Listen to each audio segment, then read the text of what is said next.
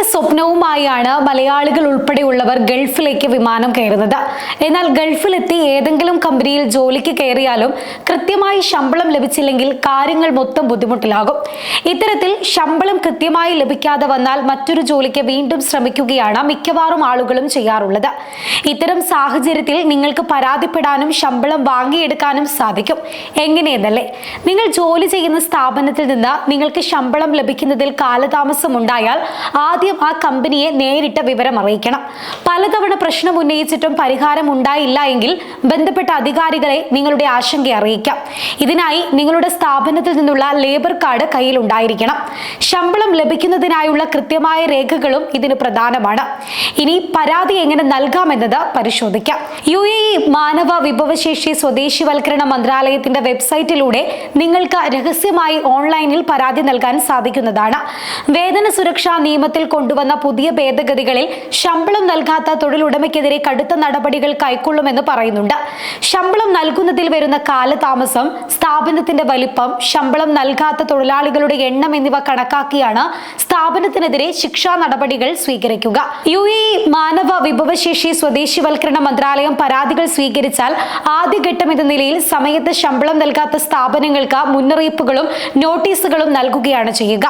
അതിന്മേൽ നടപടി സ്വീകരിച്ചിട്ടില്ലെങ്കിൽ അത്തരം സ്ഥാപനങ്ങൾക്ക് പുതിയ തൊഴിൽ പെർമിറ്റുകൾ നൽകുന്നത് മാനവ വിഭവ സ്വദേശിവൽക്കരണ മന്ത്രാലയം നിർത്തിവെക്കും. സ്ഥാപനങ്ങൾക്കെല്ലാം അറിയിപ്പുകൾ നൽകിയ ശേഷമായിരിക്കും നടപടി സ്വീകരിക്കുകയെന്നും മന്ത്രാലയം അറിയിച്ചിട്ടുണ്ട്.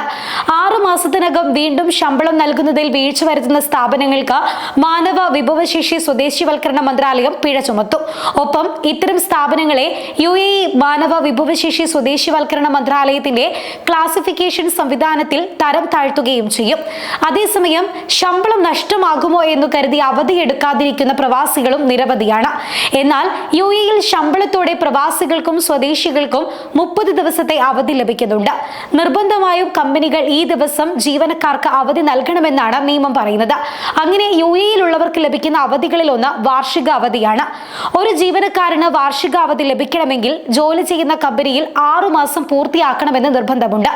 UAE തൊഴിൽ നിയമം 2021 33-ാം നമ്പർ ഫെഡറൽ ഡിക്രി അനുസരിച്ചാണ് ഇത് അനുവദിച്ചിട്ടുള്ളത്. ഈ സമയത്ത് ജീവനക്കാർക്ക് പൂർണ്ണമായും ശമ്പളം ലഭിക്കും. പ്രൊബേഷണറി കാലയളവ് അവസാനിച്ചതിന് ശേഷം ഒരു ജീവനക്കാരന് വർഷത്തിൽ 90 ദിവസത്തിൽ കൂടാത്ത ശമ്പളത്തോടു കൂടിയുള്ള അസുഖ അവധി എടുക്കാനും UAEയിൽ സാധിക്കുന്നതാണ്. UAEയിലുള്ള സ്ത്രീകൾക്ക് 60 ദിവസം ശമ്പളത്തോടു കൂടിയുള്ള പ്രസവ അവധിയും നൽകുന്നുണ്ട്. അതേസമയം UAEയിലെ സ്വകാര്യ മേഖലയിലുള്ള ജീവനക്കാർക്ക് അവരുടെ കുഞ്ഞ് ജനിച്ച ദിവസം മുതൽ 6 മാസം വരെ 5 പ്രവൃത്തി ദിവസങ്ങളുടെ രക്ഷകർത്ത അവധിക്കും അർഹതയുണ്ട്. കുട്ടിയുടെ അച്ഛനും അമ്മയ്ക്കും ഈ അവധിക്ക് അപേക്ഷിക്കാവുന്നതാണ്. ഈ അവധി എടുക്കുന്ന ജീവനക്കാർക്കും ശമ്പളം നൽകണമെന്നാണ് UAEയിലെ നിയമം പറയുന്നത്.